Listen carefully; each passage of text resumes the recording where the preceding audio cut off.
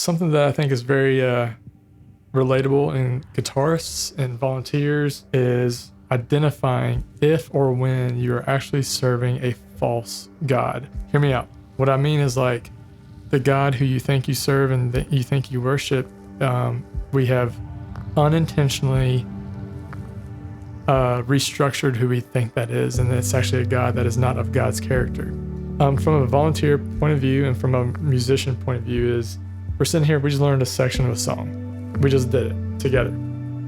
And you can see it where I'm like, man, that's not right. That's not right. You know, I'm trying to like really hit this note. And I'm thinking in the back of my head that it's like subconsciously probably affecting how I'm learning this part and dialing in this tone and all this. We go, man, if I mess this up or if I hit the wrong note, it's a distraction. No one walks forward. No one makes a decision. No one gets saved. The baptistry is not full. Look, actually, let's do this another way. If someone did you a favor, all right? Someone did you a favor for you. You didn't ask for it. You just, it snowed outside and your neighbor shoveled your driveway. Or it's trash night, you took the cans up the driveway, but when you came home later that day, your cans are by your house and no one else has been there. Okay, so when someone does a favor for you, when you figure out, at least maybe in this case, let's say you figured out who it is, I want you to think about what you feel like you owe them. You probably feel like you owe them a favor back.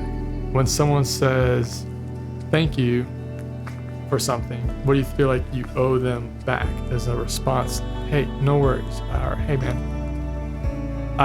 it was my pleasure. Or you're welcome, right? If someone says sorry for something and gives you a very heartfelt apology, I think we feel like we should accept it, forgive, and all those things that are ingrained to us and that are of Christ's character, okay? How in the world will we ever balance the books on what God gave us, which is a perfect gift? We were condemned to hell. He sent his son as a sacrifice. This idea that God gave us his son who died a very brutal death that could have been ours and is ours, right? We've all sinned. We were all condemned for it. And through faith, it's all good. How do you ever balance the books on that? So what can we bring to the Lord? Should we bring him burnt offerings? Should we bow before God Most High with offerings of yearling calves? And then he gets a little extreme here, and you got to understand the context here. I think of being back then, 700 years before Christ, and the Jewish people, the people of Israel.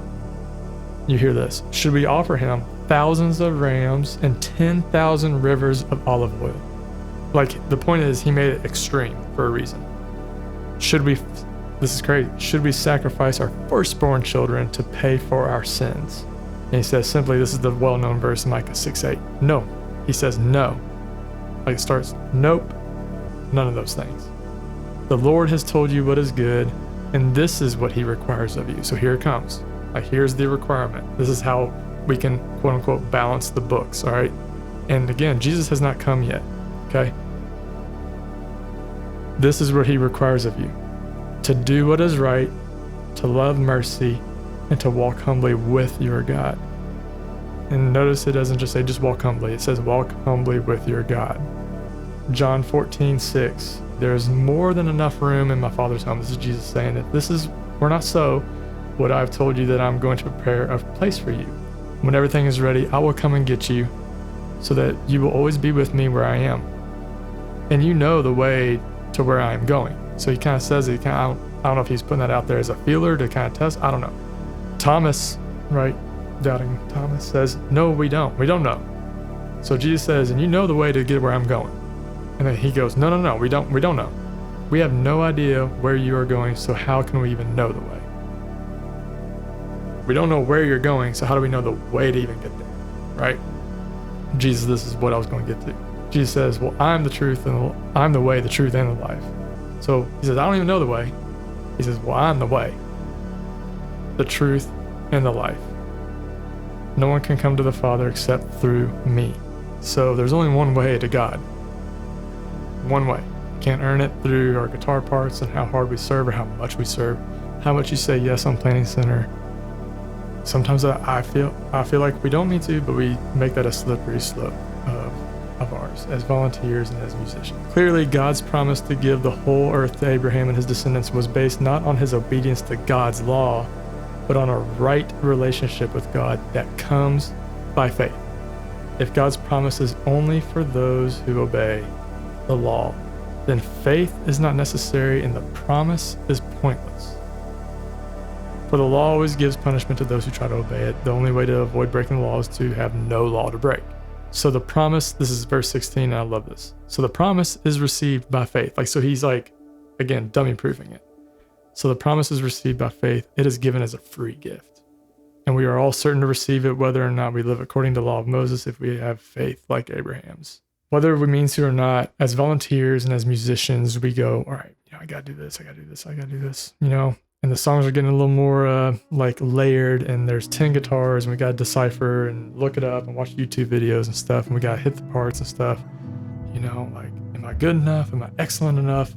And we end up carrying this really heavy burden on our shoulders, kind of like God's looking down and going you didn't prepare right, you didn't give me your all. And then we balance the books with God, thinking, but he sent his son, he died, and I'm just trying my best, and we become burnt out, we become tired, we become resentful, we become bitter, and it obviously comes and goes in waves. I get that. But what we're doing is we're actually not serving the character of God. We are serving God, but that's what I meant by we are actually serving an idea of a false God that isn't the character of God in the first place. It is by faith that Abraham had that gives you the right to receive the promise. That's it. And then in John 14, Jesus says, the only way to God, the only way to get to where I'm going is through me. Make sure we're taking note of when we think we might be serving this harsh God who's demanding more and more and more from us, and that we're not quite good enough, that we're not hitting the right parts, or that I showed up distracted, so it was all for nothing, and it wasn't a good service to the Lord in my part because I came in distracted or angry or whatever it might be. On that note, I think out of that we can go and serve with a newfound joy and a newfound love for our craft that he's given us. Without our craft, we would be doing something else. I can't sing for a lick, so I can't use this as my voice, right? But he can take it away like that. And that guitar belongs to God. And I'm not trying to be cliche, but it's with that perspective of I get to do this, but why do I get to do this? Because he's not requiring me to balance the books for him sending his son. You can't balance that book, but we act like it through the way we, do more and more and more and try to hustle and try to hit the perfect note, get the perfect tone. All those things are still great things, but I just want to reshape and rewire the way we think about serving God and realize who we are actually serving is that is the one true God, the character of God is that it's only by faith and your faith alone. Yeah, I wanted to just encourage you all. I don't know if that helps anybody. It really taps into the heart of a volunteer, especially a musician, just because we're all very detailed people, analytical, and we want to get things right for the right reasons. Realize when we're kind of beating ourselves up by serving this, honestly, a false God. It's not the true God. It's not the God that the scriptures have written about. So, love y'all. I appreciate every single one of you. As always, love y'all. Keep praying, keep playing.